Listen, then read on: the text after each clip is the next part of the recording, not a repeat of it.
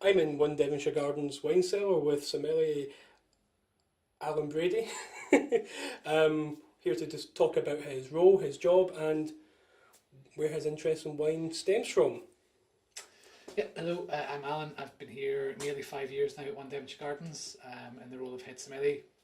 So this is a nice office to have into the wine cellar. We're around about 350 wines on the list just now, from all over the world, basing from France, Italy, Spain, right the way through to Croatia, Lebanon, Czech Republic, Slovenia, and then into the Southern Hemisphere, into Australia, New Zealand, South Africa, and South America.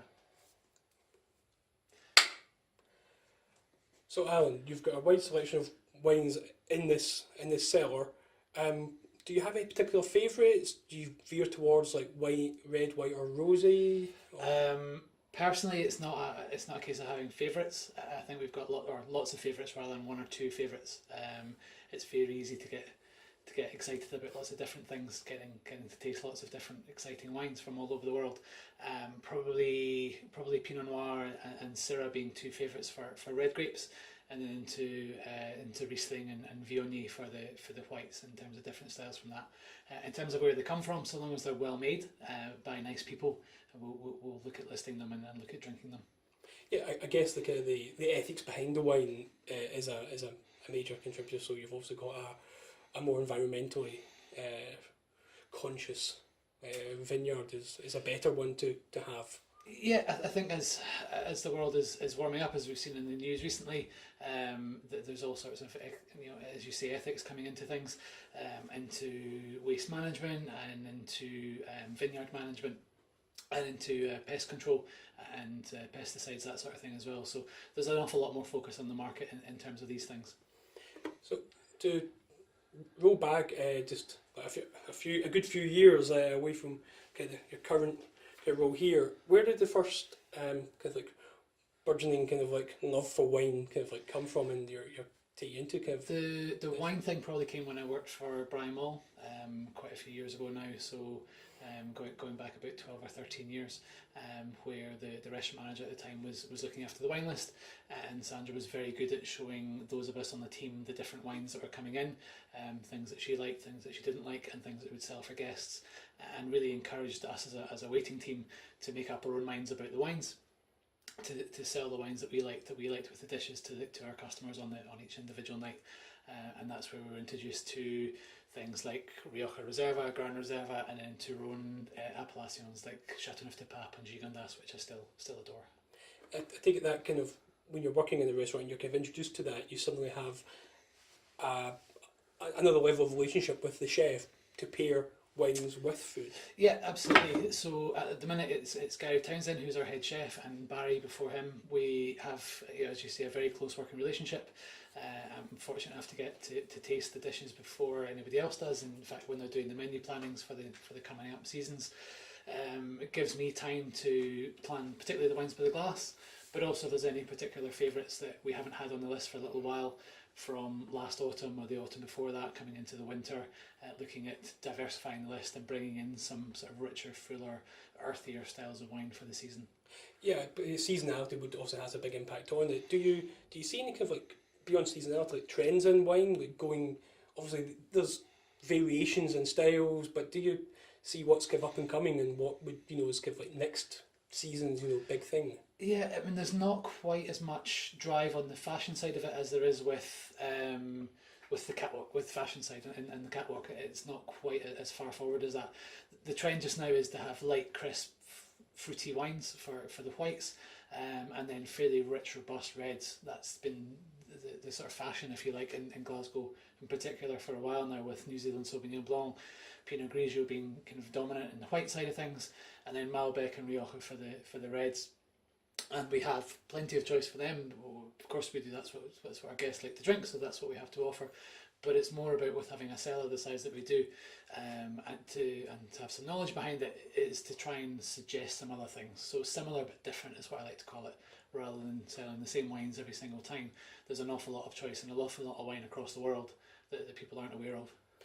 Yeah, I mean, I get to the point that when you're selecting wines and you've also got those ones you mentioned, they seem to me to go into like quite a gamey and also quite a fish kind of based kind of like meal. And that's Gary Townsend's the chef that you mentioned. It's his. He really likes obviously shellfish and seafood in Scotland. Obviously, there's a lot of gamey elements. Do you?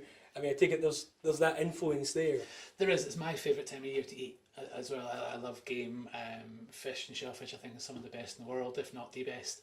So we really tap into that with the menus, and I think it's up to me and my team and the restaurant team to be able to showcase the best drinks that we can to go with that, whether it's wine or port or whiskey, beer, that sort of thing, sherries even. It's trying to find something that guests are going to enjoy with their food. They're here to enjoy themselves. They're here to have a nice time. They're not here to be lectured to about things. So I think the days have gone of sommeliers in particular getting upset when somebody doesn't take your recommendation. Hopefully they're away, and it's about finding exactly what people want to enjoy. It's a great kind of mindset to have. It's a more customer centric mindset rather than kind of wine kind of centric mindset. Yes. You know, it's what people like. Yeah.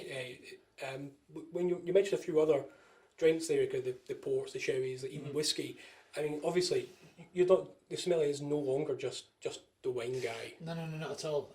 It goes from basically the minute the guest walks through the door and sits at the table, it's being able to have a range of drinks available to start with, whether it's champagne or sherry, gin and tonic. Now we're probably one of the most popular aperitif, always has been, but there's a massive rise, particularly in Scottish gins with all the distilleries kicking around, and the garnishes and the tonic waters to go with it. After that, it's finishing the meal on nice cognac or armagnac or whiskey. We don't have wine in Scotland yet, so we need to be able to suggest things that we're capable of producing on our own. So we've got amazing produce in terms of the food, but we've got incredible world-renowned product in terms of our whiskey. The whiskey element is obviously a massive thing for Scotland, and as gin, as you mentioned, I take it even things like cocktails can play a big part in as an aperitif or after dinner kind of thing. When people come into it. Cocktails are a thing. They're not necessarily my thing personally, and I don't tend to suggest them or sell them too often. I think if people are looking for cocktails, they'll ask for them straight away. We have a bar manager who's very, very good at all the levels of spirits, cocktails and mixing drinks, all that sort of thing, and that's where their expertise comes into play with that.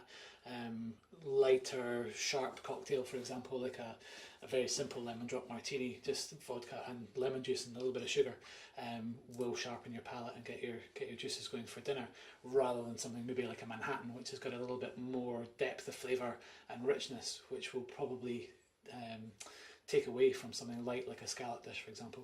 You're looking more to always looking to complement the food and the palate rather than detract from it. Yeah, absolutely. So something light and sharp, something zesty to start with, gets your saliva glands going. It makes your body ready to eat. It makes your tummy ready to eat, and then it absolutely is easier to digest. Is my rule, I suppose. Like a liquid amuse bouche.